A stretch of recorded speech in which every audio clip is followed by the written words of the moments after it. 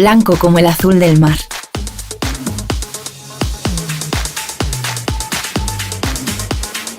Blanco como volver a empezar.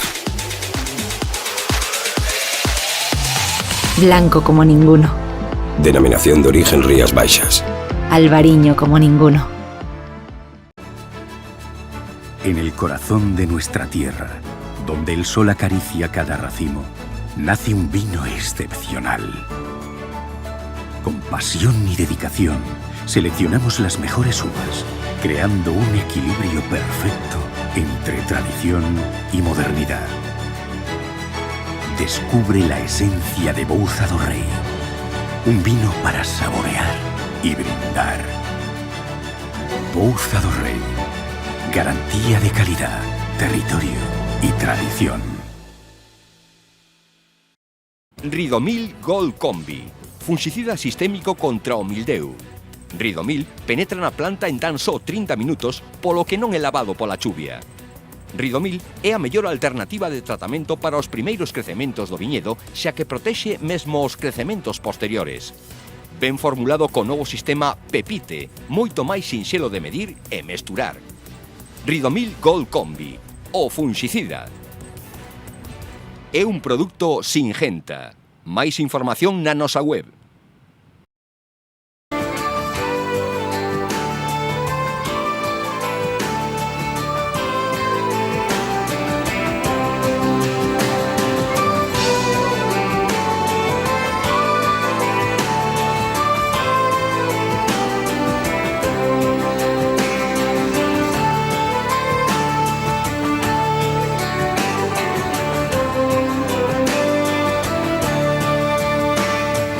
A Barcelona Wine Week é un dos salóns do viño máis prestixiosos dos que se celebran en España. Este ano a cita incorporou a súa proposta o novo premio Isabel Mijares de Mulleres do Viño, un galardón que busca poñer en valor o talento e liderado das mulleres dentro do sector. Un deses premios, o de mellor novo proxecto, veu para o Salnés, da man de Anónimas Viticultoras. Un premio pues bastante significativo, porque bueno, aparte del proyecto, pues viniendo de la temática de mujeres del vino, que está muy vinculada pues a la filosofía de nuestro proyecto, pues siempre es un plus, ¿no? Y nada, un impulso muy bueno para seguir trabajando en el día a día y seguir haciendo crecer el proyecto. Cristina Llagüe e María Falcón levan dende o 2016 detrás desta iniciativa que agora, con este premio, colle aínda máis pulo. Creemos que con este premio vannos a coñecer moita máis xente. A verdade, para nós foi unha sorpresa. Vemos que esta semana pasada andábamos como levitando, porque moita xente contactaba con nós, para felicitarnos, creo que sí, que vamos a crecer. Ademais de poñer en valor o talento e liderado da muller no sector, con este premio tamén se recoñece o traballo que están a facer en Anónimas a prol da recuperación de variedades autóctonas. Siempre tuvo especial importancia poner el foco no solamente en la figura de la mujer, que por supuesto es la filosofía y es el alma mater un poco de nuestro proyecto, sino que ya más pensando en lo que es el tema de la viña y el vino, siempre le hemos dado mucha importancia a las variedades autóctonas, variedades más minoritarias, que en su momento pues tuvieron a lo mejor mayor relevancia, ¿no? Como es el caíño tinto, y por el que nosotras hemos apostado desde un principio. Outra das claves do proxecto, explican, é a súa filosofía colaborativa, tecendo lazos con outras mulleres viticultoras doutras zonas. O proxecto, aparte de recuperar viñedos antigos, tamén variedades autóctonas, e tamén colaborar con outras mulleres. Un proxecto que tamén non é só de viño, tamén un proxecto moi solidario de dar valor ao traballo da muller, que sempre estuvimos aí. E por iso a idea é ir elaborando máis viños e colaborando con outras mulleres. Son proyectos más atractivos quizá, ¿no? Con un enfoque un poquito más moderno, más nuevo, de mayor frescura, quizá más a lo que es las corrientes que ahora mismo están más aceptadas en el mundo del vino o bueno, pues las nuevas corrientes para el consumidor. Anónimas arrancou hai agora 9 anos con apenas 700 botellas dun rosado de caíño. O ano seguinte adentráronse no mundo do albariño e a partir de aí chegaron a Ribeira Sacra e a Valdeorras. Agora acaban de dar o salto a Rioxa, sempre da man de outras mulleres. En Ribeira Sacra empezamos con Mencía, que estamos facendo ahora xa unhas 5.000 botellas, depois pasamos a facer un viño de mecía garnacha, de 500 litros, unha barrica, bueno, 2 barriquiñas, e depois pasamos tamén a facer en Valdeorras, vale? Nos vamos crecendo pouco a pouco, cada ano vamos facendo un poquinho máis de cada viño. Este ano, pois decidimos, esta cosecha anterior, pasada, decidimos elaborar na Rioxa. Ali estamos facendo un tinto e un branco. Nos, por exemplo, cando empezamos aquí en Ribeira Sacra, empezamos a facer un viño con unha elaboradora de ali, non? Que, a ver, nos tiñamos moito coñecemento de viños de viñedos de aquí de Rías Baixas, pero de Ribeira Sacra, outro clima, outro tipo de poda, outro diferente. Empezamos, bueno, colaborando con unha muller, non? Despois, agora na Rioxa, estamos con outra amiga nosa, que se chama Bárbara, que sabe moitísimo de viña, e estamos colaborando con ela tamén. E conforme a expansión do seu proxecto, Cristina e María observan tamén como paseniñamente a muller gaña terreo e, sobre todo, nome propio dentro do sector. Yo creo que sí, que hay una evolución en ese sentido. Pues hay proyectos, ya digo, tanto en Galicia como fuera, que están dirigidos por mujeres que, bueno, quizá esa nueva generación, ¿no?, que hemos entrado y que estamos, bueno, pues impulsando estos proyectos, ¿no?, con fuerza y con determinación. Y yo creo que sí, lo que pasa es que sí que es verdad que, a ver, sigue siendo un mundo fundamentalmente masculino. Cada vez hai máis, estamos máis recoñecidas. En Galicia temos moita sorte, porque en Galicia eu creo que é diferente que o resto de España, porque aquí hai moitas mulleres que son xerentes, enólogas das adegas.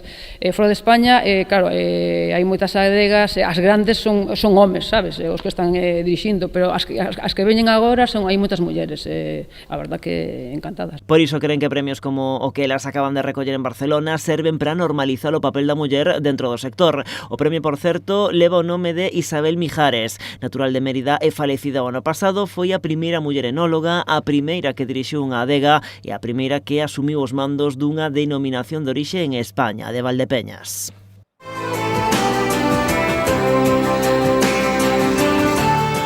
As principais innovacións do sector agrario e, en concreto, do vitivinícola, deronse cita en Ribadumia. 7 proxectos foron os protagonistas do 5º Foro de Innovación Productiva do Sector Agrario, impulsado pola Axencia Galega da Calidade Alimentaria. Un encontro celebrado na Estación Experimental de Viticultura e Enoloxía de Ribadumia, en no que, polo tanto, o sector do viño estivo moi presente. Despois dos proxectos que temos de durante 3 anos, expoñelos ao resto do sector e que vexan que hai innovación e que hai cousas novas que moitas veces, se fóramos como unha empresa privada, sería complicado, pero que a axuda da Xunta de Galicia, en este caso da Gacal, pois con un porcentaxe elevado do custo que ten, pois ao final nos axuda a ter ideas que moitas veces se poden levar a cabo e outras non, pero polo menos que quede aí e para que outros xa que queiran tamén ter a mesma idea, que non cometan os mesmos erros que podemos ter nós, e moitas veces pois melloramos un pouquiño, pois tanto a nivel de viños como a nivel de tratamentos, como un pouquiño de todo o sector. Temáticas de distintos eidos, pero que teñen como nexo común a importancia da investigación e a innovación. Outro elemento que comparten os 7 proxectos presentados aquí vai na liña de adaptar o sector aos desafíos que supón o cambio climático. Si, de feito, falar de rega en Galicia parece estrano, pero o certo é que cada vez é máis necesaria, sobre todo para novas plantacións que sin auga xa non van arriba, non? Entón, neste contexto de cambio climático que vivimos, e tendo en conta que nas zonas de Monterrey, como foi na zona na que traballamos nós, pois xa hai veráns moi secos, é necesario que cada gota de auga que se aplique sexa no momento oportuno para aproveitala ben, non? Nesa liña salienta un dos proxectos con base no Salnés e coa implicación da adega Martín Kodax. O estudo chamase Regavit e céntrase nas posibles necesidades hídricas dos viñedos no futuro. O Grupo Operativo Regavit tiña como obxectivo desenvolver unha ferramenta de predición das necesidades hídricas do viñedo para poder informar o técnico do viñedo canto tempo ten que encender o rego para cubrir esas necesidades, non? Entón, desenvolvemos distintos modelos para poder predecir a evapotranspiración de referencia, para poder predecir tamén o coeficiente do cultivo en función da fenoloxía do cultivo e do tipo de solo e da parcela experimental, e con estes datos somos quen de informar a bodega semanalmente do tempo que ten que encender o rego para cubrir estas necesidades.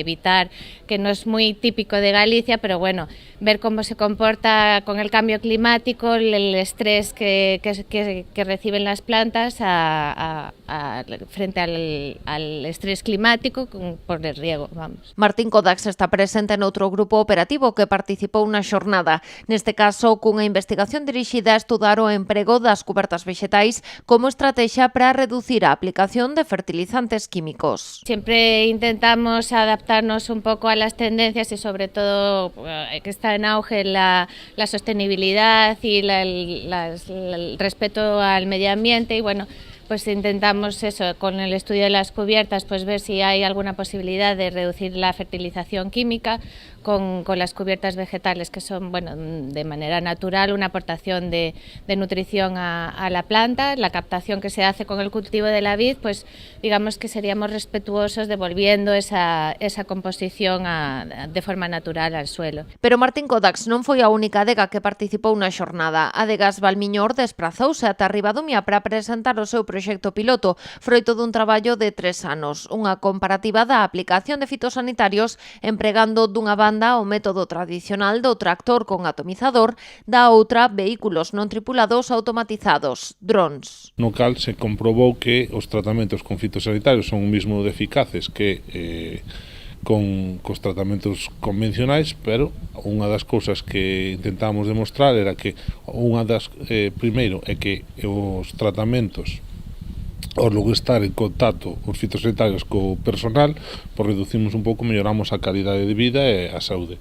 E segundo, a reducción do consumo de auga. Estamos falando de que con unha comparativa de 25 hectáreas, o que facemos é, con 2.500 litros de auga, damos o mesmo tratamento que antiguamente con trator e atomizador, que estaban 25.000 litros. Entonces é unha reducción considerable de auga.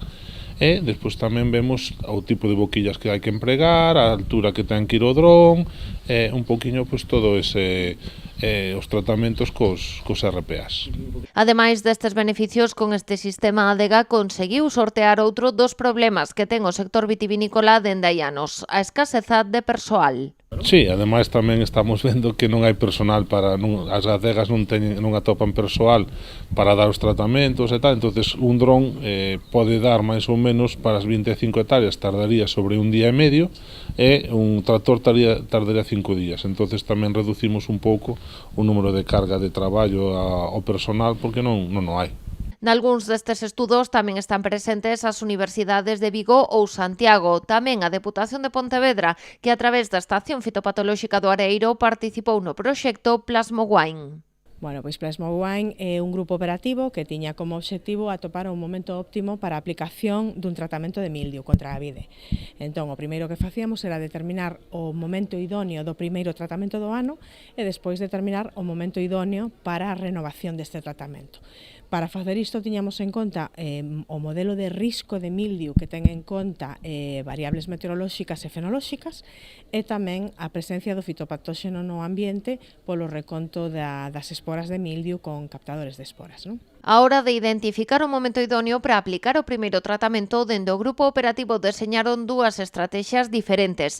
Nunha delas agardábase a que aparecera a infección primaria, na outra aplicábase de xeito máis preventivo. Para o momento idóneo do primeiro tratamento diseñamos dúas estrategias diferenciadas, non?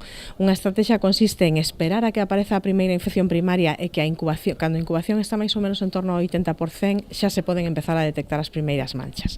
É aí cando se aplica o primeiro tratamento. A segunda estrategia, que é máis preventiva, consiste en aplicar o tratamento antes de que o modelo dé o 100% de infección. Con eso que facemos é que non se produza esa incubación e entón as manchas xa non van a ser visibles, polo tanto non van a esporular e non van a xenerar infeccións secundarias. O foro rematou cunha visita ás instalacións e predios da Estación Experimental de Viticultura e Enoloxía de Ribadumia, da man dos seus responsables.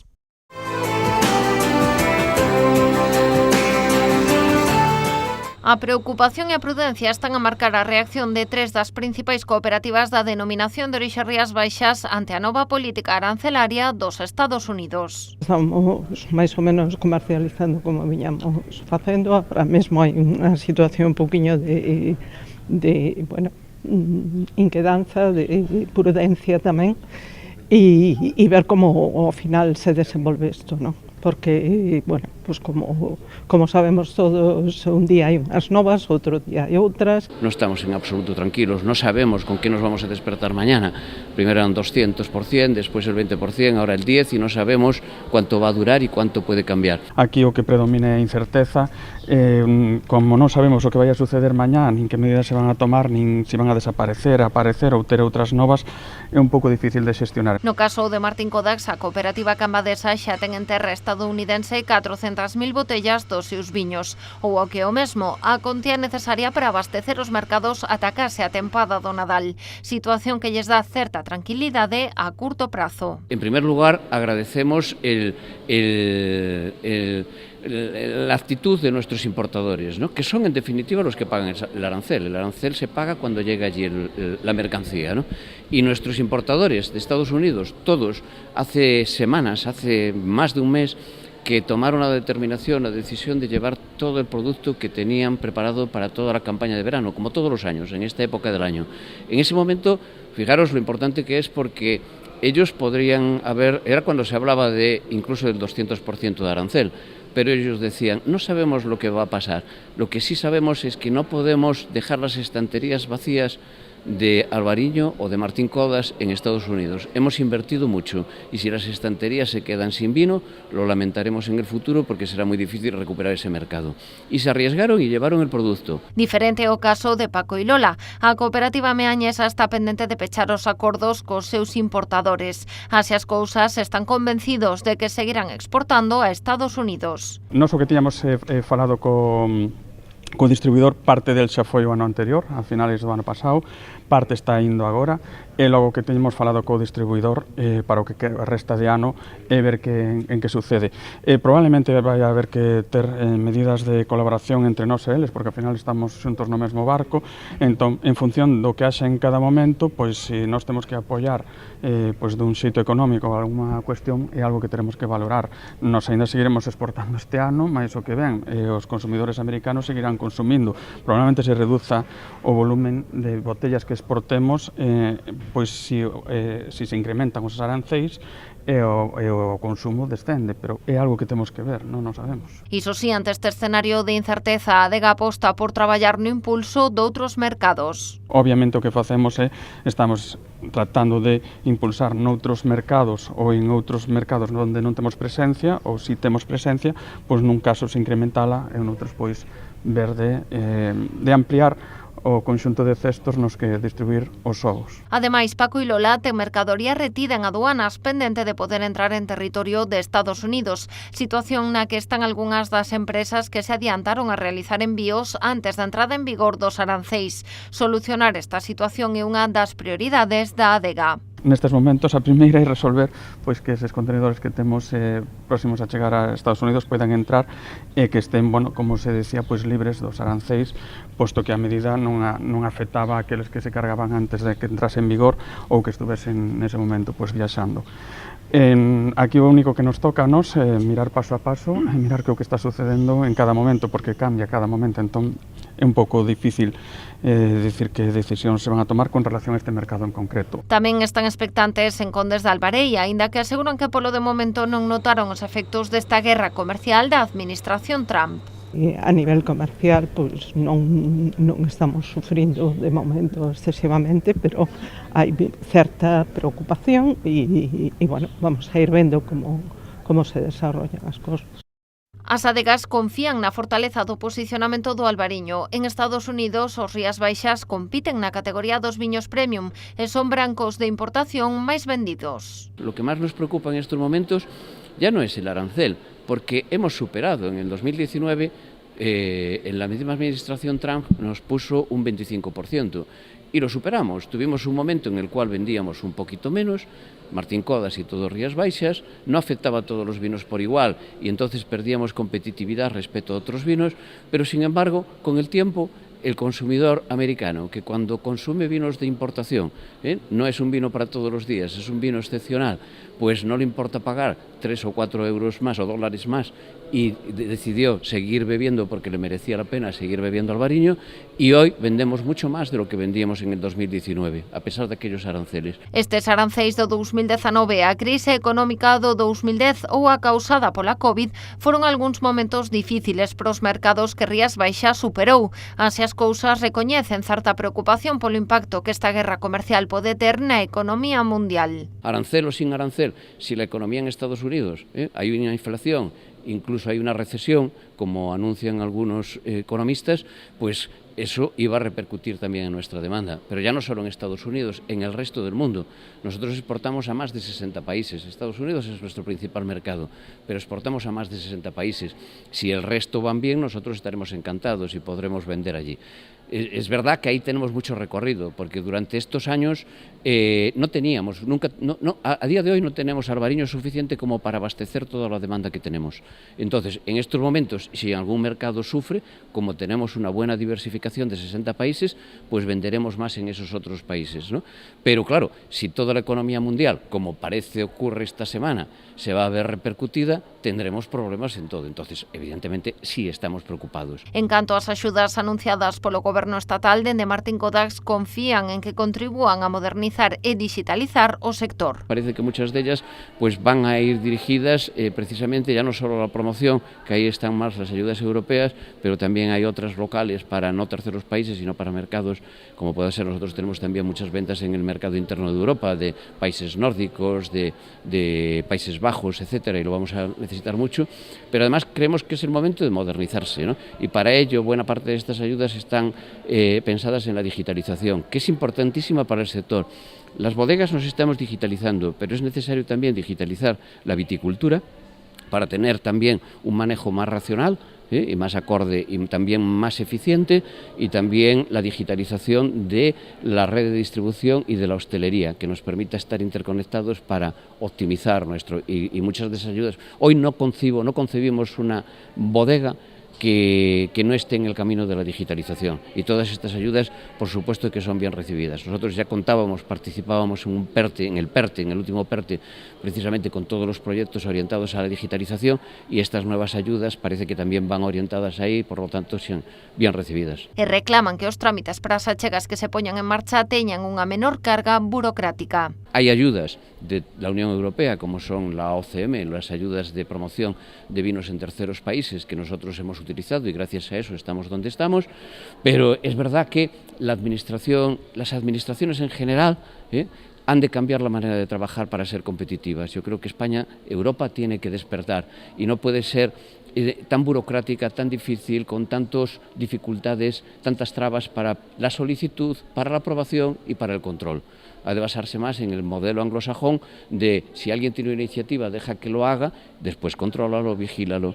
En definitiva, aligerar todo lo que es la burocracia europea, ¿no? Y aumentar los presupuestos de todas las administraciones para la promoción en Estados Unidos e en terceros países. O estadounidense é o principal mercado internacional para a denominación de orixe Rías Baixas. Na última campaña comercializáronse 2,8 millóns de litros e os seus viños están entre os brancos de exportación preferidos polos consumidores.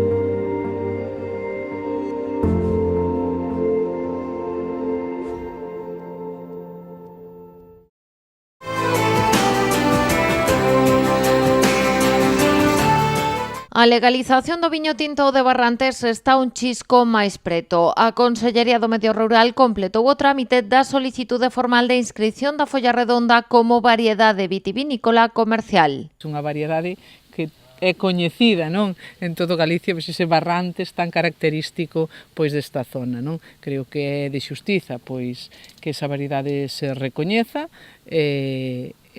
porque así o é aquí, e así o sinte pois Ribadumia, e traballaremos pois para que canto antes posible pois chegue ese recoñecemento. Ese recoñecemento podería chegar como mínimo en 2027. A Xunta xa entregou o material vexetal requirido para que dende o Ministerio de Agricultura, Pesca e Alimentación se inicien os ensaios oficiais concluíntes pro seu correspondente rexistro. A Consellería comezou aquí a través do Vega a facer estudios da avaliación da variedade.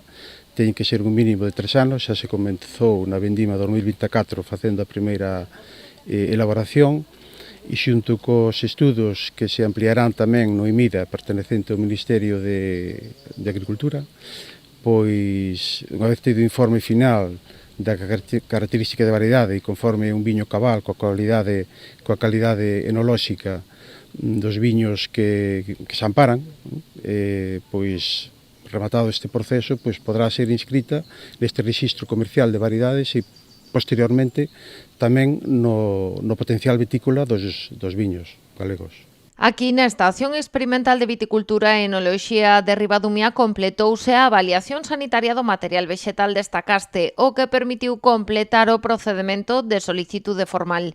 Tamén se instalou unha plantación experimental de folla redonda para facilitar o traballo dos investigadores. Todos sabemos da súa calidade, de súas características e é un proceso que realmente é unha variedade histórica que xa é moi coñecida, que pasa que hai os procedimentos legais de estudio, de clasificación, de identificación, de caracterización e, por lo tanto, pois é un período que hai que realizar, pero, bueno, poderá haber algún atranco, pode ocorrer en algún imprevisto en calquer estudio, pero non por cuestións de impedimento legal, nin técnico, nin polas características do que é esta especie de vitis vinífera, en cruce con vitis americanas, que por eso é un híbrido. De feito, dende a estación destacan que a Unión Europea está a potenciar as variedades híbridas, como é o caso da folla redonda. Hoxe, incluso, dentro do que é a política da Unión Europea, se están a potenciar en variedades destas características híbridas, porque son requerentes en menos tratamentos fitosanitarios, é dicir, por temas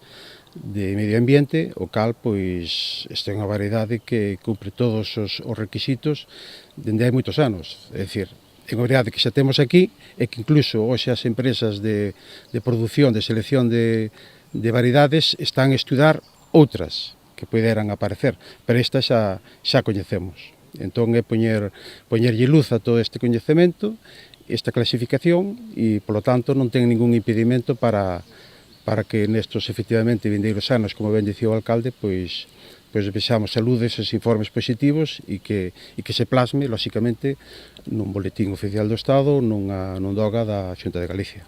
Todos estes son pasos fundamentais, lembraba o alcalde, que agardas sirvan para acadar a ansia da legalización desta variedade.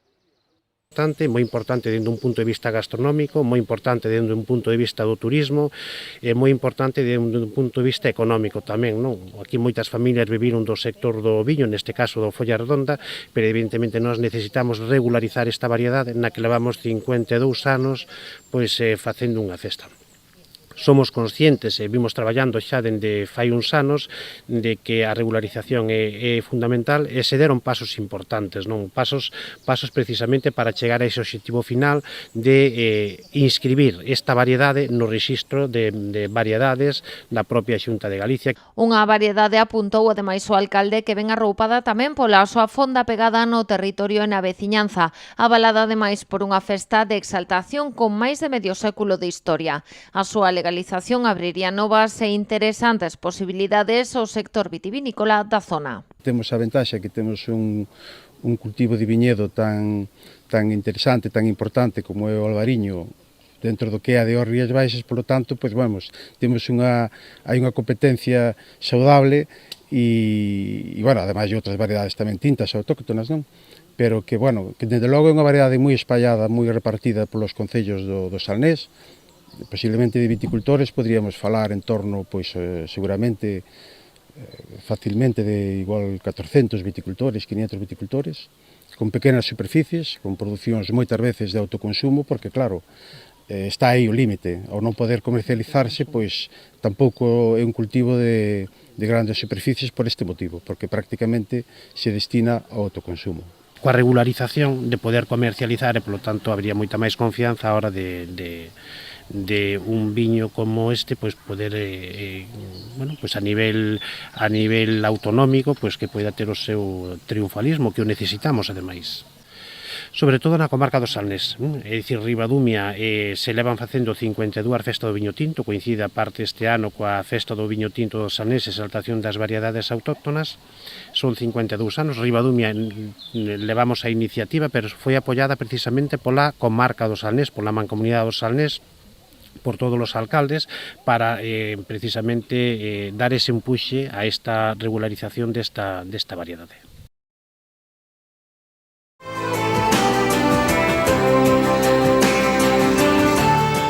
A anada 2024 da denominación de orixe Rías Baixas é excelente. Así a cualificou o pleno do Consello Regulador da Denominación de Orixe. A decisión deuse a coñecer durante un acto celebrado esta semana en Madrid.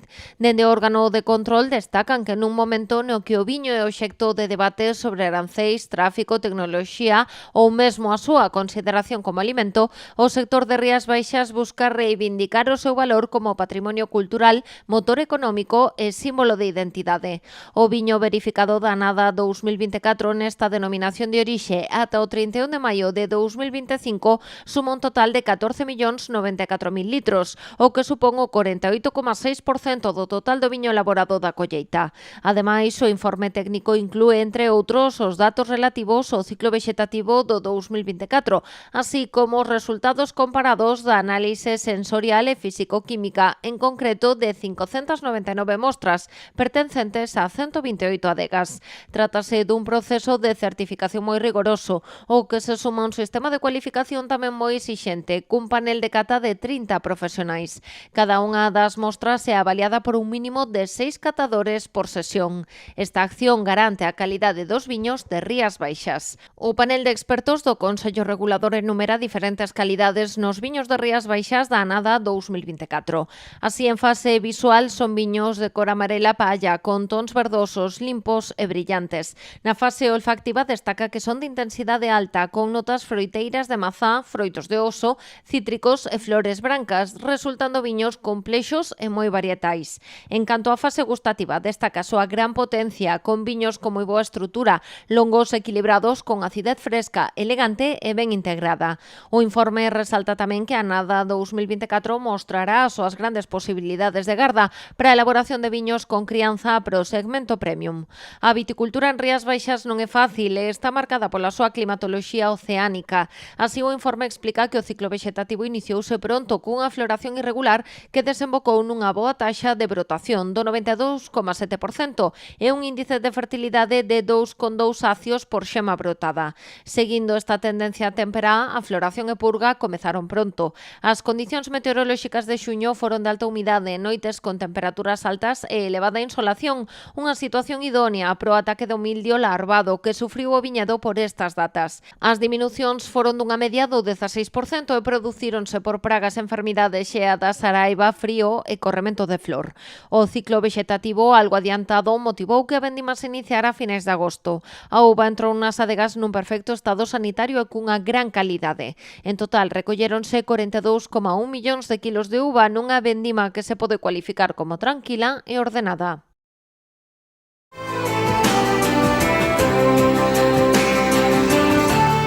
Mentres a denominación de orixe Rías Baixas celebra a súa festa grande, o sector do viño non perde de vista o que acontece en Estados Unidos. Está previsto que mañá entren en vigor os novos aranceis que a administración Trump imporá a estes produtos. Este año probablemente no la notemos porque lo que se está haciendo es que los importadores ahora están comprando vino, con lo cual están intentando hacer frente pues, a las demandas de este año, pero por supuesto llegará el 2026, 2027, y entonces ahí sí que habrá contracciones. ¿De cuánto va a ser esa contracción? Pues miren, el 2019 fue de un 10%. Nosotros ahora mismo no sabemos si la subida es un 20%, pues bueno, podemos zafar. Si es de un 30% ya la situación es más complicada, ¿no? Entonces, bueno, vamos a ser cautos, vamos a confiar en que esas negociaciones sigan hacia adelante y que impere la cordura. As últimas informacións apuntan a que este arancel podería situarse finalmente nun 15%. Así as cousas, dende Rías Baixas insisten en pedir á Unión Europea que manteña as negociacións con Estados Unidos. ¿Qué le pedimos nosotros a la Unión Europea? Pues que siga negociando. Por supuesto, que aguante hasta el último momento, que siga peleando en Europa pues, o en Estados Unidos con los interlocutores que sean, pues lo que sea para buscar una solución pactada, que sea una solución favorable para todo el sector y evidentemente yo creo que en esas contrapartidas sabemos, en esas contrapartidas ya está recogido el bourbon y ya están recogidos los vinos importados de Estados Unidos y le pediríamos también, o le hemos pedido, que por favor los elimine de esas, si quieres, contramedidas, ¿no? ¿Por qué? Porque lo que no estamos buscando son represalias. Pola súa banda, dende a Xunta de Galicia, a conselleira do Medio Rural reafirmou o apoio do Goberno galego ao sector vitivinícola. Todo o sector primario sempre ten incertidume, non? Nun ou noutro momento. A colleita deste ano prevese moi boa. Este ano recibimos con alegría algúns dos premios que levaron viños desta DO e tamén doutras, pero especialmente hoxe toca resaltar os desta. Eu creo que é un momento que causou moita incertidume o tema dos aranceis, pero eu sempre aboguei por o diálogo, por unha situación que sexa constructiva e productiva, non, para todos, tanto para as importacións como para as exportacións, e sigo abogando por ese diálogo e por esa estabilidade que é sempre beneficiosa para todo o sector. A pesar de que a política arancelaria do goberno estadounidense abre un panorama de certa incerteza para o sector, dende o Consello Regulador recordan que non é a primeira vez que Donald Trump pon obstáculos ao mundo do viño. Xa sucedeu no seu primeiro mandato no ano 2019. La denominación de origen Rías Baixas ya sufrió el problema de los aranceles en el primer mandato de Trump. En el año 2019, por la problemática que surgió entre las compañías aeronáuticas americanas y europeas, tanto Boeing como Airbus, surgió un enfrentamiento y entonces ese enfrentamiento al final acabó pagándolo el mundo del vino con un arancel a un código arancelario concreto que afectaba a vinos de menos de 13 grados de volumen alcohólico y en envases menores de 3 litros. Con lo cual le daba de lleno a la denominación de origen Rías Baixas. En aquel momento hablábamos de un 25% y hablábamos de que éramos únicos. Yo creo que los afectados éramos el aceite y el vino y los afectados éramos 4 países, Reino Unido, Francia, España y Alemania. Con lo cual Italia se quedó fuera, Portugal se quedó fuera, muchos de los vinos españoles, italianos, portugueses, alemanes, franceses, etcétera, se quedaron fuera y nos afectó a unos pocos y era un arancel de un 25% y esta denominación de origen lo afrontó solo. En un momento en el que nosotros estábamos creciendo, en el cual teníamos un posicionamiento de fuerza y en el cual llevamos una inversión de años en ese mercado. Estes aranceis desapareceron no 2021 coa chega do goberno do demócrata Joe Biden. Haberá que agardar para ver en que queda finalmente este novo órdago de Donald Trump. Tuvimos la gran suerte de que en el 2021 esos aranceles revirtieron, la cosa volvió otra vez a sus cauces y hoy volvemos otra vez a las andadas. Hablamos de un 20%, sí que es cierto que afecta ya a todos los mercados o a todos los países, sí que es cierto que afecta a todos los códigos arancelarios, con lo cual, hombre, digamos mal de muchos, consuelo de tontos, pero sí que en este caso ya no nos encontramos o no nos vemos tan solos. Y además a mayores estamos viendo cómo las distintas administraciones están tomando partido y están intentando apoyar a los diferentes sectores en esta medida impositiva que creemos que es una medida desproporcionada desde todos los puntos de vista, ¿no? La innovación y el compromiso con la excelencia en todos los sistemas de la bodega aseguran un control riguroso de la calidad, desde el viñedo hasta la botella. Asentada en sus raíces, Pouza do Rei se posiciona como una bodega innovadora. La búsqueda constante de la excelencia y el compromiso con un albariño de gran personalidad marcan el camino hacia un futuro prometedor. Bouza do Rei, garantía de calidad, territorio y tradición.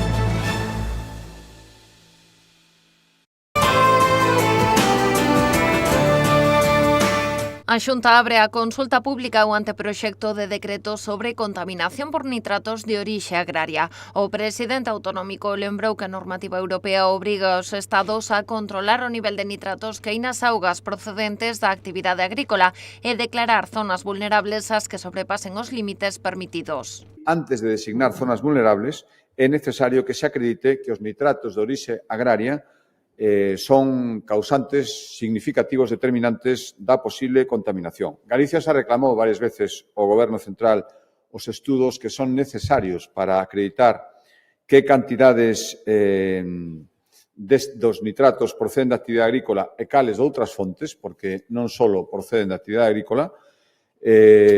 O Goberno nos transmite que ainda non rematou estes estudos, pero nós temos que seguir avanzando e hoxe aprobamos a comenzar a tramitación abrindo consulta pública. Pese a non contar aínda cos informes definitivos do Ministerio para a Transición Ecolóxica, a Xunta iniciou a tramitación da norma. Entre outras cuestións, o decreto determina o procedimento de declaración de zonas vulnerables á contaminación por nitratos de orixe agraria. E por iso, mentres agardamos a que o Goberno Central nos facilite os estudos cos datos definitivos e concluíntes que son necesarios para esta designación, avanzamos xa na tramitación da normativa necesaria que aporte seguridade xurídica no caso de ter que declarar zonas vulnerables a nitratos. A través deste decreto determinamos o procedimento de designación desas zonas vulnerables, no que se require contar con ese estudo necesario de presións que está pendente de elaborar por parte do Goberno Central.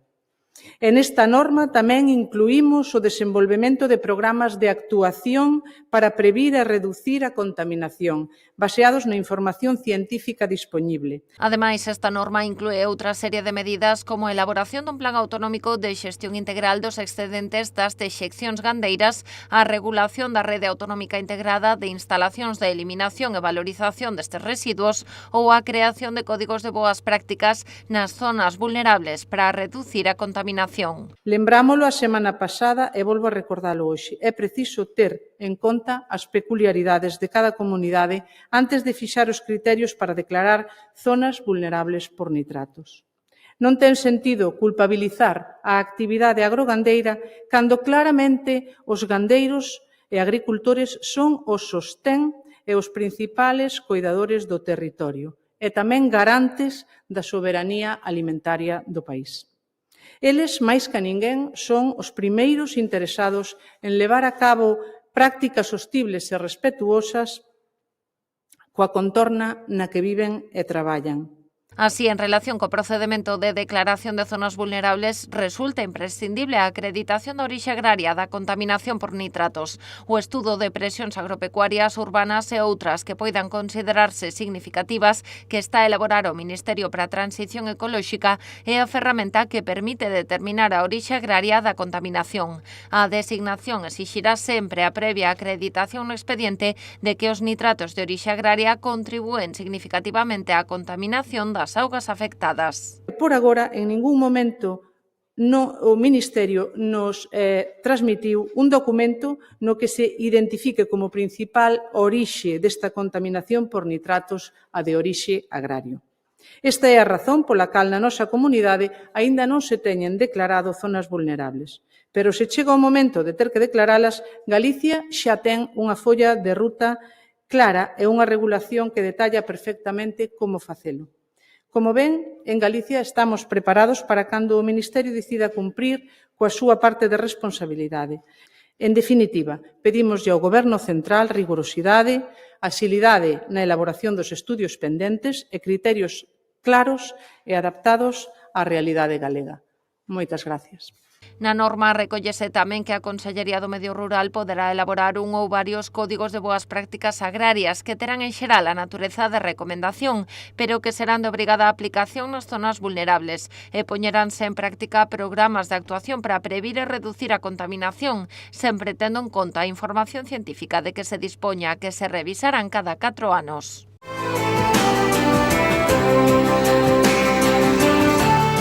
Europa, México e Mercosur, que compoñen a Argentina, o Brasil, o Paraguai e o Uruguai, xa forman a maior zona de libre comercio do mundo. A Comisión Europea anunciou este acordo que dende o sector do viño se ve con esperanza.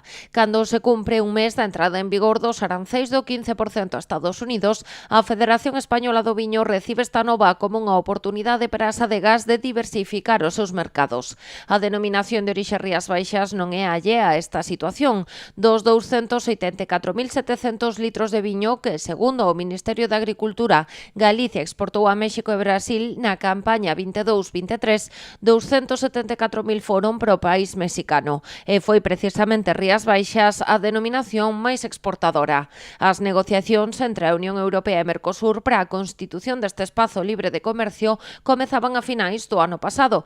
Xa entón, o secretario xeral do Consello Regulador da DEO Rías Baixas analizaba o impacto que un posible acordo tería no sector galego. En España hay claroscuros, hay denominaciones de origen que, bueno, pues que no lo están viendo con buenos ojos. A nosotros personalmente, Rías Baixas, hablo si quieres Galicia, pues no nos toca tan de cerca esos episodios, pero y en cambio, pues como contrapartida, ¿qué supone? Pues que las denominaciones de origen tienen protección y eso significa pues que no van a poder hacer lo que quieran esto en esos países.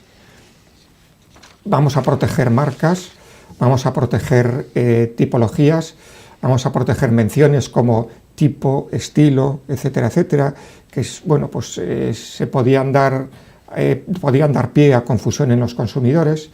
No podemos olvidar además de que ya los productos argentinos, o uruguayos o chilenos, los vinos, están entrando en España, ya llevan años vendiéndose en España, con lo cual pues para nosotros no va a ser un problema en ese sentido. Incluso sinalaba outros beneficios, como a posibilidade de retomar a aposta polo mercado brasileiro, unha posibilidade que para Rías Baixas se viu freada hai varios anos polos aranceis. Nosotros, pues hace años, uno de los mercados objetivos con los que trabajamos era Brasil.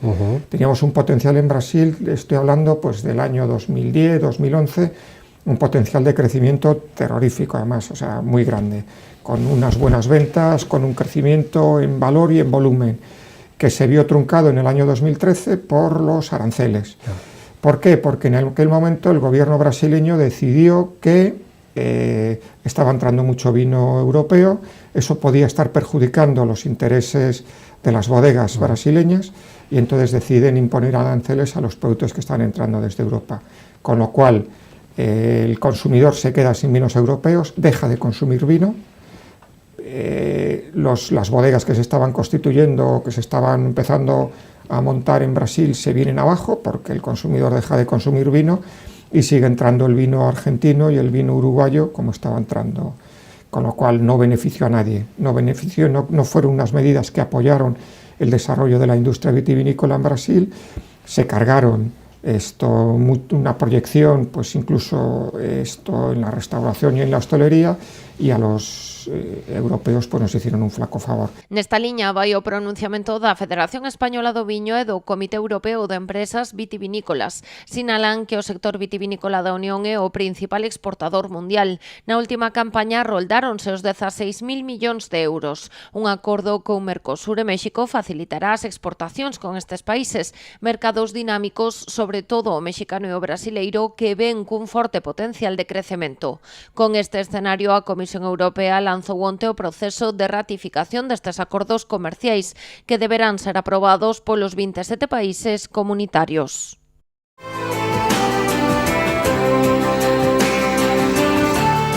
Mentres o resto de España vive unha vendima reducida polo ataque do mildio en moitas rexións vinícolas, a denominación de orixe Rías Baixas pecha unha campaña 2025 histórica, na que se recolleron un total de 47.512.786 kilos de uva, un 12,74% máis que a anterior. Tras un ciclo vitícola idóneo, a vendima foi abundante e estivo caracterizada pola alta calidade da uva recollida totalmente totalmente a man polos case 5.000 viticultores rexistrados e as 161 adegas participantes. Unha cantidade que permitirá obter aproximadamente 32.800.000 litros de viño para atender as vendas dos mercados nacional e internacional e mesmo aumentalas. Estas cifras achéganse as previstas no informe de estimación da colleita 2025, presentado polo órgano de control e certificación. Naquel momento falábase de 50,5 millóns de kilos. O rendemento medio por hectárea foi de 9.881 kilos, un valor algo superior á media dos últimos 10 anos, que foi de 9.072 kilos por hectárea.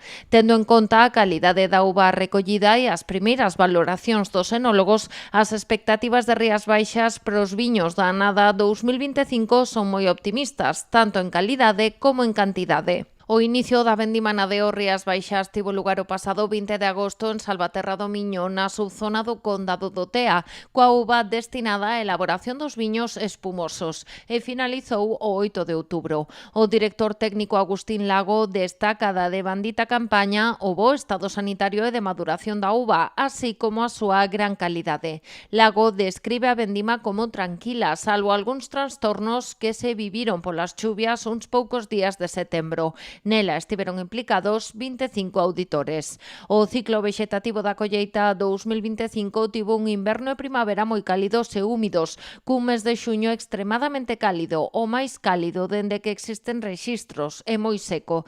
Esta situación propiciou unha taxa de brotación do 90,1%, algo inferior ao ano pasado, mentres que o índice de fertilidade foi superior, con 2,3 acios por xema brotados. As diminucións de produción non foron significativas, sendo o valor medio do 5,5% e repartidas en corremento de flor, pragas ou enfermidades e por xeada, saraiva e vento. Como ven sendo habitual, a presente vendima comezou coa recollida das variedades de uva brancas, especialmente a albariño, cuxo ciclo vexetativo é máis curto e a súa maduración máis témpera. Finalmente recolléronse as tintas e vendimas tardías. Na Deo Rías Baixas, as variedades brancas representan o 99,50% da uva recollida, abandeirada pola albariño, que superou os 46 millóns de kilos, o 96,99% do total, seguida pola caíño branco 0,90%, a loureira branca 0,64% e a godello, que este ano supera a treixadura, sendo a campaña 2025 a primeira vendima da variedade ratiño, con 901 kilos. As variedades tintas supoñen o 0,50% do total, coa variedade Sousón como principal, seguida pola caíño tinto e espadeiro. En canto á produción por subzonas, o Val do Salnés continúa sendo a de maior produción, cun 65% do total, seguida polo Condado do Tea cun 18,36% e o Rosal co 8,77%. A denominación de orixe Rías Baixas conta na actualidade cunha superficie productiva de 4.808 hectáreas. Blanco, como un amanecer. Blanco como el verde de las hojas. Blanco como decir sí quiero. Blanco como ninguno. Denominación de origen Rías Baixas. Albariño como ninguno. Medran as exportacións da denominación de orixe Rías Baixas tanto en volume como en valor, superando os 8 millóns de litros e os 66,5 millóns de euros. A pesares de todas as trabas que se están a interpoñer no camiño do sector vitivinícola, o Consello Regulador apunta que na campaña 2024-2025 se rexistraron incrementos do 6,82% en volume e do 7,2% en valor. Así, as 11.171.334 botellas de Rías Baixas están chegando a máis de 107 países. Porén, máis do 91% das exportacións concéntranse no mercado americano e da Unión Europea. Estas cifras representan un 31% do total das vendas da última campaña da denominación de orixe. O nivel de apreciación dos viños de Rías Baixas no mundo está fora de toda dúbida. De feito, o seu prezo medio non para de medrar. Actualmente o prezo medio de saída de adega das elaboracións desta denominación de orixe sitúase nos 17,97 euros por litro, 3 céntimos máis que na campaña anterior. A maior parte dos máis de 11 millóns de botellas vendidas repártense en volume neste top 10. Estados Unidos, Reino Unido, Puerto Rico, Irlanda, México, República Dominicana, Suecia, Países Baixos, Bélxica e Canadá. Todos incrementaron os seus volumes de venda nesta campaña, destacando a suba dun 45% en Bélxica, de case un 32% en México ou dun 17% en Holanda. Só descenderon Irlanda e Suecia, cun 11,25% e un 5,73% menos respectivamente. En canto ao valor das exportacións, os seus primeiros destinos mantéñense similares ao volume. A sétima posición está ocupada por Holanda, seguida de Suecia, Alemanha e Bélxica, quedando Canadá na 11ª posición. Ademais, todos estes países do top 10 incrementan o valor das súas exportacións, coa excepción de Irlanda, que baixa case un 11%. Destacan os crecementos que se deron en México cun 32%, en Bélxica cun 30%, en Reino Unido cun 15% e en Holanda cun 14,6%. A área xeográfica con maior peso na exportación de viños de Rías Baixas é América, con case o 56% do volume total e unha porcentaxe de crecemento de máis dun 6% nesta última campaña. Seguelle a Unión Europea co 35,6% das vendas e un incremento de máis dun 8%. Dúas áreas que concentran o 91,5% do total do volume de viños vendidos polas adegas acollidas na denominación de orixe Rías Baixas.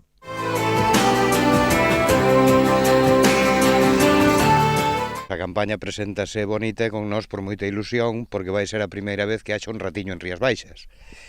Foi un traballo de moitos anos, 10 anos, legalizando a variedade, pasando todos os trámites e tal, e este ano, por fin, vai salir cunha tirilla de Rías Baixas. Nós nunca quixemos, non quixemos nin pudemos. Mentes era unha variedade experimental, non se podía vender, vinificamos esa variedade experimental, pero non lle podíamos chamar Moraima, porque é un nome vinculado a Rías Baixas. Este ano o que vai salir ao mercado con esta uva vai ser Moraima Ratiño. É unha variedade que, como despois veredes nas imaxes, o racimo é moi alongado, a uva moi pequeniña, ten menos zume que a uva albariña, e dá uns viños como cun perfil distinto, que hai que ter cuidado, que non se che vaya de grado alcohólico, porque algún ano nas vinificacións experimentales non foi la olla, pero bueno, dá uns viños cun grado alcohólico potente, dá uns viños máis secos, e, bueno, uns viños, como che decía, distintos. É unha variedade que aguanta moito mellor, por exemplo, o mildiu e o oidio, pero a botritis é bestial, e con unhas poucas chuivas, pois sí, lle está afectando. Está perfecta nun grado alcohólico óptimo para vendimar, e bueno, eu penso que é o momento. Vais facer hoxe todo, vais facer hoxe vendimas e hoxe procesase pola noite. Coas cifras que se barallan en Rías Baixas, isto vai ser casi ridículo, pero nos vamos a meter alrededor de 1000 kilos. Vale, temos sobre 900 metros inscritos no Consello Regulador, de varios socios. Nalgúns sitios non hai nin viñas, hai cepas mezcladas polo medio, que por eso nos dou tantísimo traballo, e nos sacamos dános a impresión de que íamos a sacar alrededor de 1000 botellas este ano. O albariño rematámolo, por fin, este ano unha colleita potente, bonita, ilusionante, e o caíño vendimaremoslo estes días tamén. O caíño está óptimo este ano, non lle afectou para nada por ahora a botritis, pero agora hai que vixilar, porque sí, con todas estas chuivas, o caíño tinto é unha variedade moi sensible para isto. É unha campaña das de libro. Sobrou un pouquiño de chuiva agora ao final, pero bueno, despois do que levamos pedido todo o verán, pois nos concedió el deseo e dounos un pouco de máis, pero bueno, quitando as chuivas que son incómodas, e nos obrigou a ir facendo paradas, arranques, que non é cómodo. Nun momento que estás vendimando, pois queres, xa que tes os vendimadores contratados, seguir, e estar dando para diante e para atrás é complicado. Hai moitísimas expectativas, moitísima xente que probou as vinificacións experimentales e que están moi ilusionados, o viño está gustando moito, apártase moito do perfil albariño, que é o que nós tamén creíamos desde un principio, non? Está bo, pero é outra cousa, non é albariño. E penso que o mercado está desexando cousas novas. Foi curioso porque a vinificación experimental demos ya a probar ao noso importador en Estados Unidos, E cando lle explicamos que era unha variedade única no mundo, el botou as súas cábalas, como suelen ser eles, e dixo, claro, e se eu la compro toda, son un importador que ten unha variedade única no mundo. E xamos, home, non, nos queremos que se coñeza, dalo a coñecer, vendelo por Galicia, promocionalo moito e tal. E dixo, bueno, hablaremos del precio próximamente.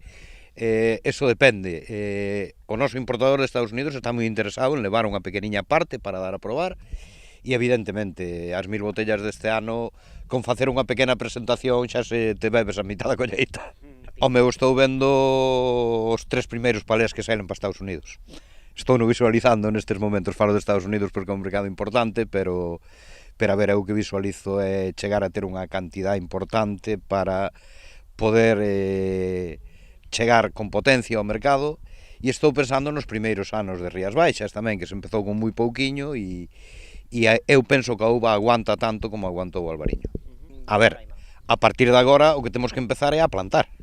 De feito, este ano enviamos madeira para un viveiro que nos garantizou a exclusividade, que nos dixo que con esa madeira só iba a dar as cepas para nós, que ao final as variedades son do mundo, que nas queira coller pode escoller, pero bueno, tampouco é cuestión de poñerlo fácil, non? E este ano xa pedimos para facer 4000 cepas para o ano que ven. Para o ano que ven xa vamos a facer unha parceliña moi chula en Meis, e aquí vamos a facer un par de parcelas pequenas máis.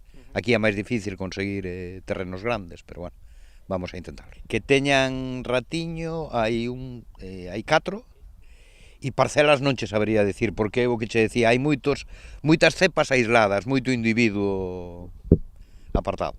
Moraima está moi ilusionada, pero eu personalmente, que fun o que me metín de principio nesto, a ver, estou moi ilusionado. Eu non teño fillos, pero esta primeira botella que saila como ratiño vai ser como o primeiro fillo.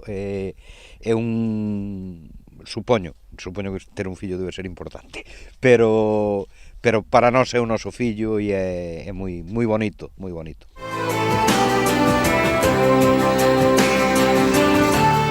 Despois de máis de 20 anos dedicándose ao mundo dos destilados de calidade, a enóloga Sonia Otero asumiu a principios deste ano a presidencia do Consello Regulador das Indicacións Xeográficas das augardentes e licores tradicionais de Galicia. Fixo outra a marcha do anterior presidente, José Antonio Feijóo. Mellorar nas posibilidades, todo aquilo que se poida mellorar no tema de funcionamento, por suposto, e despois, todo aquilo que se pode mellorar a nivel xeral, de decir, todas aquelas empresas que están ahora mismo fora do Consello, sería regrupar o sector, que todas aquelas empresas que están fora do Consello se incorporen ao Consello, se reunifique o Consello para dar maior visibilidade ao noso sector, non? Porque ahora mismo está como bastante dividido, e eu penso que iso non lle fai un favor precisamente ás bebidas destiladas de Galicia. Eu penso que a unión fai a forza e eu penso que iso sería o obxectivo a lograr. Este Consello é único en España, non existe outro que protexa este tipo de bebidas. Fora das fronteiras estatais, sí, en países como Francia ou Italia. A pesares disto, trátase dun sector no que hai moito traballo por facer. Eu penso que deberíamos de darlle moita máis importancia e relevancia, precisamente a iso que defendemos e iso que protexemos, non? E eu xa non digo xa só coñecer, senón é redescubrir na nosa propia terra, porque moitas veces están vinculados a algo que se facía na casa, que se non é o da casa non é bo, e eu penso que iso hai que desterralo. O que era o poteiro, modernizouse, como todo o mundo, como todas as cousas. Hoxe en día todo o proceso legal é moito máis complexo, e eses profesionais o que se fixeron foi convertirse en profesionais xa con estudios de enoloxía e con destilerías asentadas e protexendo tamén, por suposto, o produto de outra maneira, contra todo aquilo que venda fora e se trata por vender como o produto noso. Entonces eu penso que aí esa é a labor fundamental. Para poñer en valor o produto deste selo de calidade, o Consello leva anos formando os hostaleiros dende as escolas de hostalería. Agora mira cara ao consumidor final. El ten a última decisión e o obxectivo é que decida consumir destilados con esta contraetiqueta.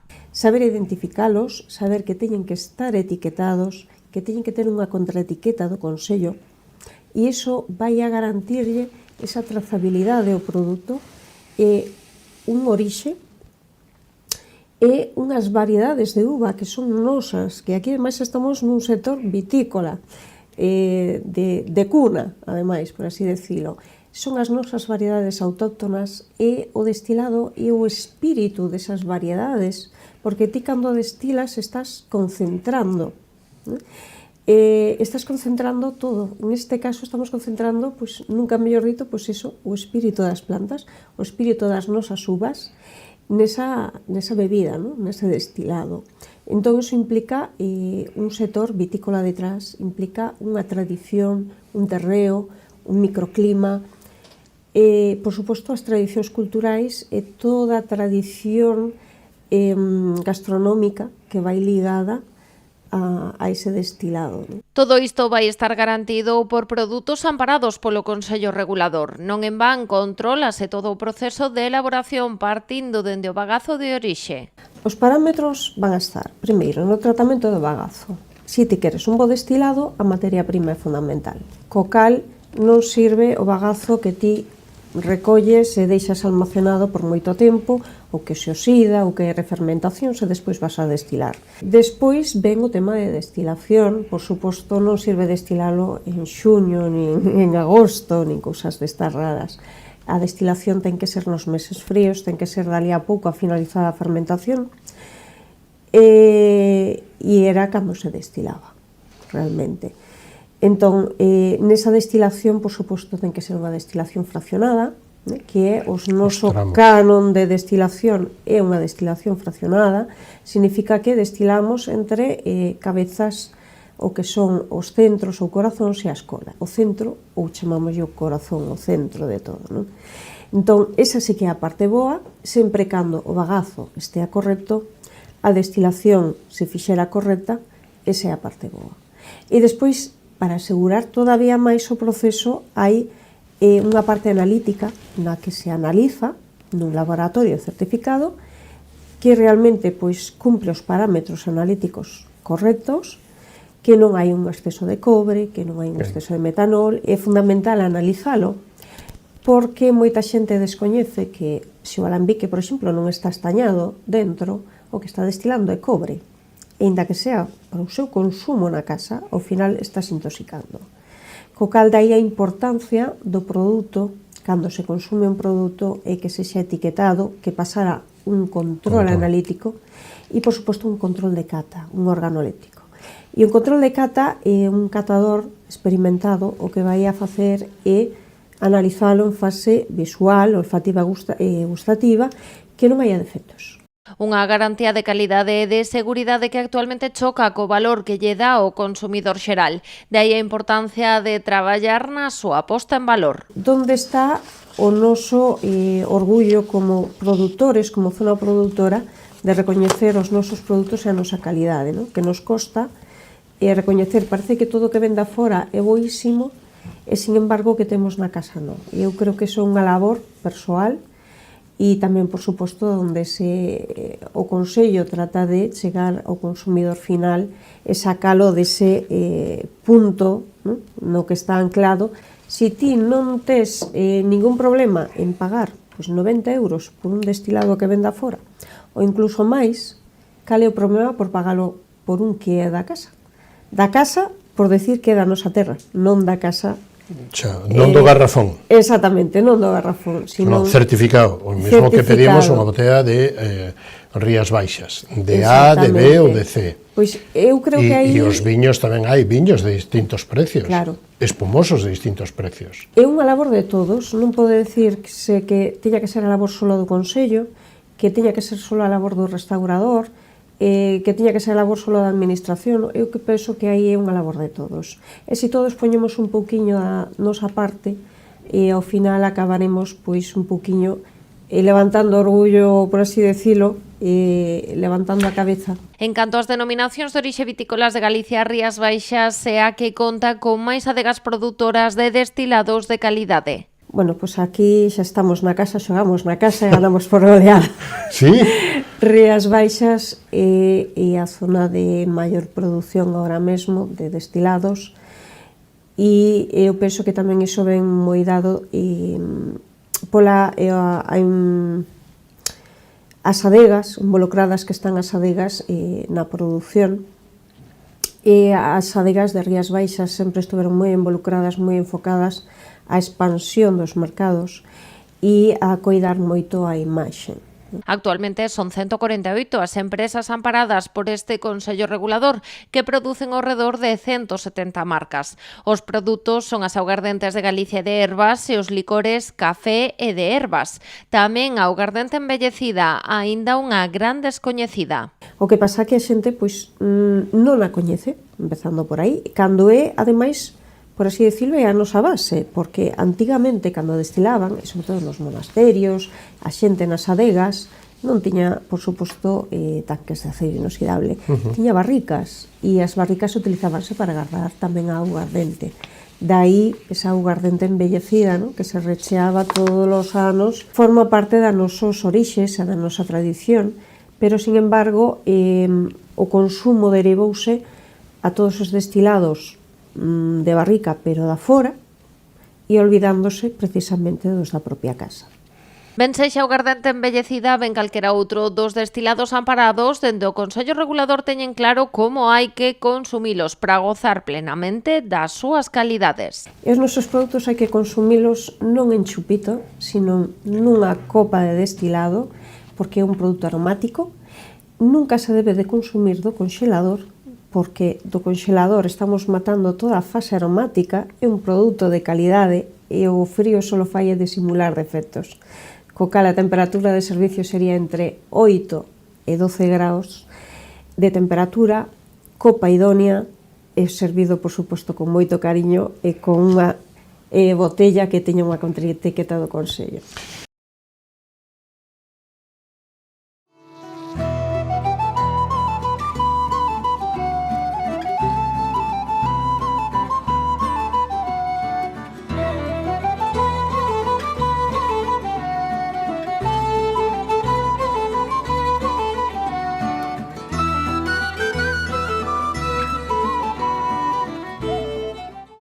Agricultor, chegou Ampexio, a peza clave para controlar o mildeu no seu viñedo. Grazas aos seus innovadores modos de acción, Ampexio converterase nunha ferramenta esencial nos programas de tratamentos de viñedos. Ampexio, o fungicida sinérxico e sostible fronte ao mildeu da vide. É de Singenta. En el corazón de nuestra tierra, donde el sol acaricia cada racimo, nace un vino excepcional. Con pasión y dedicación, seleccionamos las mejores uvas, creando un equilibrio perfecto entre tradición y modernidad. Descubre la esencia de Bouza do Rei, un vino para saborear y brindar. Bouza do Rei, garantía de calidad, territorio y tradición. Blanco, como un amanecer. Blanco como el verde de las hojas. Blanco como decir sí quiero. Blanco como ninguno. Denominación de origen Rías Baixas. Albariño como ninguno.